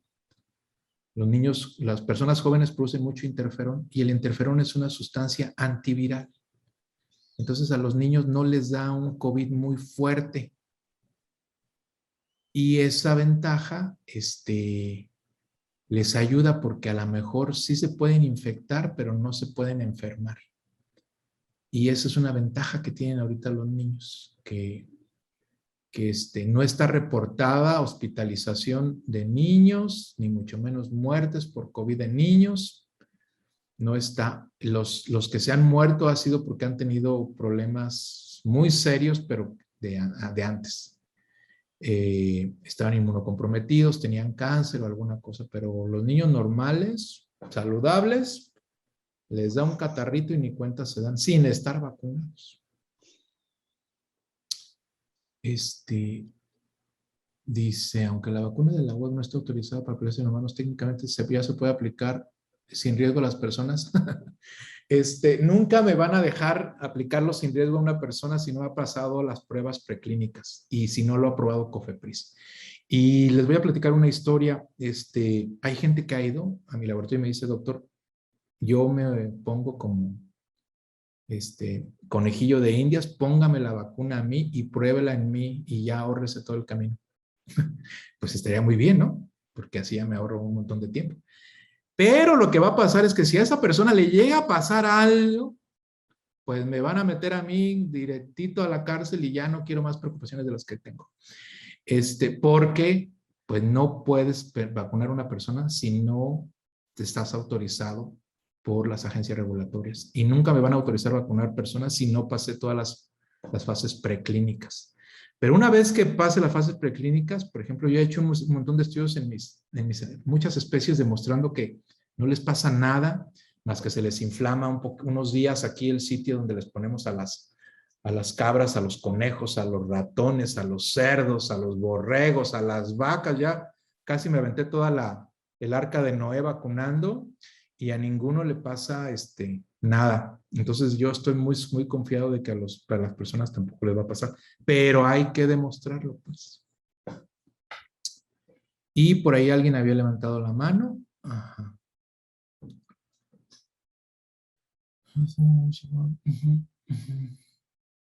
Ajá, voy a responder la pregunta de Diana que dice que muchas gracias, es un orgullo saber que está trabajando en una vacuna, pero me he visto que no se da mucho apoyo por parte del gobierno. ¿Usted por qué cree que no se da el apoyo? Bueno, yo, si fuera el gobierno, haría lo mismo que ellos, la verdad, ¿eh? O sea, fíjense que tienen ustedes como gobierno a 120 millones de personas que están a punto de infectarse contra COVID. Y saben que les va a llegar en algún momento. Y saben que sus científicos pueden hacer una vacuna y se van a tardar 3 años en hacerlo. Lo saben porque desde hace 25 años en México no se producen vacunas. Ni siquiera tenemos empresas que produzcan vacunas en México. De aquí a que se construye la empresa para que pase todos los estándares de calidad de una vacuna, el gobierno pensó y dijo, si pongo ahorita a hacer a los científicos la vacuna y me espero a esa vacuna, quién sabe cuántas personas se me van a morir, me van a linchar y me van a sacar aquí del Palacio Nacional. Entonces, pues, ¿qué hicieron? Pues le apostaron a las empresas que ya tienen mucha experiencia haciendo vacunas. Y como ellos sabían que muchas empresas ya estaba leyendo el otro día el seminario, estaba viendo el seminario de uno de los investigadores que hizo la vacuna de AstraZeneca. En abril del 2020 vacunaron a la primera persona. Imagínense. Pues ellos tenían tantos años, tenían creo ya 10 o 15 años estudiando, haciendo vacunas de vectores virales, que cuando escucharon del SARS-CoV-2, en ese día se pusieron a hacer las vacunas con toda su experiencia y en 3 meses resolvieron un montón de cosas. Entonces, pues es más fácil comprarle vacunas a esa gente y sacarte del apuro a esperarte a que tus investigadores lo hagan. Ahora, eso resuelve la primera parte. Yo quisiera dar este otro comentario, no sé si ustedes concuerden conmigo. El problema es que esas vacunas cuestan y hay que pagarlas en euros y en dólares. O sea, el AstraZeneca son creo que 10, 12 euros. Multipliquen 10, 12 euros por 2 dosis por todos los habitantes de México. La Pfizer cuesta 20, 25 dólares. Multipliquen eso por 2 dosis por todos los habitantes que se han puesto. Eso lo estamos pagando nosotros con nuestros impuestos, ¿eh? O sea, lo estamos pagando. ¿Cuántos años vamos a pagar esas vacunas? Imagínense que nos digan que ahora necesitamos una tercera dosis. Entonces, pues yo pienso que ahí es cuando el gobierno necesita apostarle a la ciencia mexicana y que ahora ya, pues la tercera dosis mínimo sea hecha en México y ya cueste una décima parte de lo que costaría comprarla. Y así no te tienes que esperar a ver cuándo te quieren mandar vacuna, porque ahorita estamos recibiendo la que nos quieren mandar. No la que queremos, es la que nos quieren mandar. En cambio, si produjéramos la vacuna, pues ya la tendríamos aquí para cuando necesitemos. Como Estados Unidos, que primero vacunó a su gente y luego los demás. Europa primero vacunó a su gente y luego los demás. Y no estamos esperando a ver a qué hora nos dan vacuna. Eso es lo que creo. Bueno, y ya para terminar, pues eso es todo lo que tengo para ahora.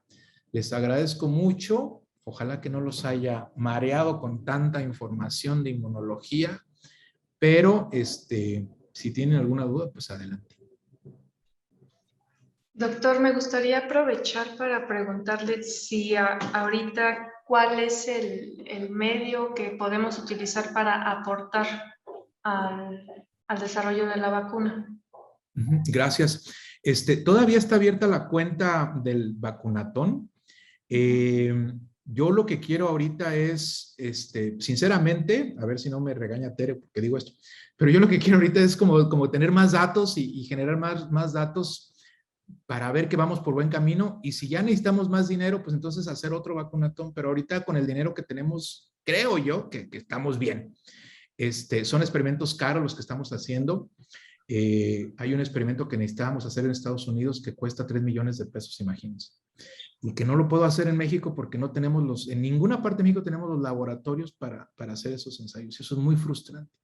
Pero ya aparecer algún laboratorio en México se va a poner a tener su laboratorio en diciembre, y si es así, este experimento nos va a salir mucho más barato. Entonces, por ahorita, yo creo que con el dinero que tenemos estamos bien, pero si llegamos a necesitar, porque los experimentos se suben de costo, pues ya organizaremos algo más en forma. Les agradezco muchísimo su apoyo. Permaneceremos atentos. Muchísimas gracias. Elizabeth dice, ¿cuál considera fue la primera decisión para aplicar al sector educativo la vacuna CanSino? Yo pienso que no entiendo muy bien las decisiones. A mí me gustó que primero vacunaran a la gente de la tercera edad y les tocó a Pfizer porque fue la primera que estuvo disponible. Y luego yo me imagino que es como les van dando las vacunas a ellos. Por ejemplo, si en un momento le toca a cierta edad o a cierto grupo y en ese momento hay un lote ya listo que te va llegando, pues como que ese es el que te dan.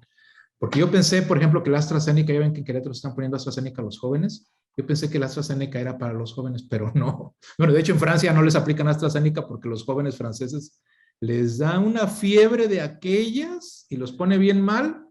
Entonces, pero ya vi que en otras partes de México no les ponen AstraZeneca a los jóvenes.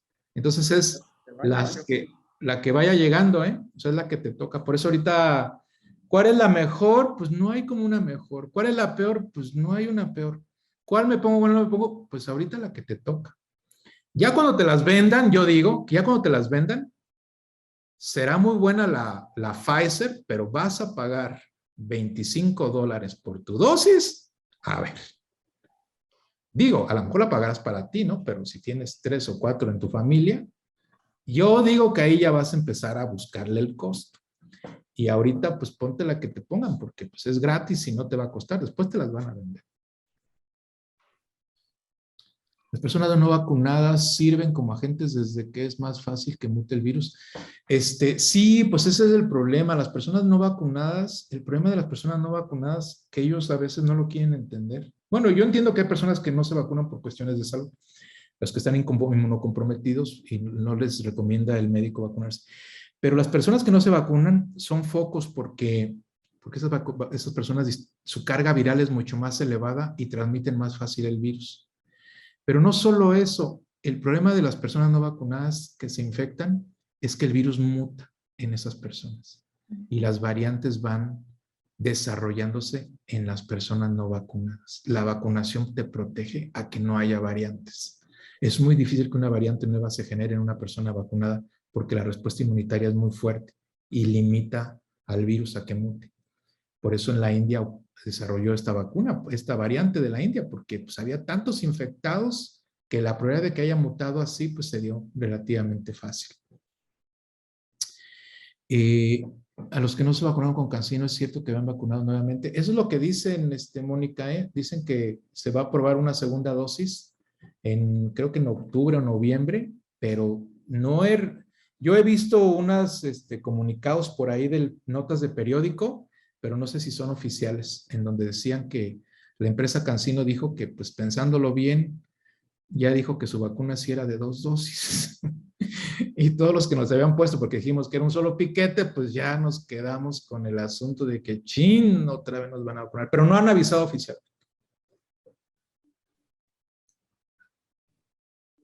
¿Quién más anda? Y podríamos cambiar mejor de vacuna. Ahorita no te van a cambiar de vacuna, o sea, no se puede escoger.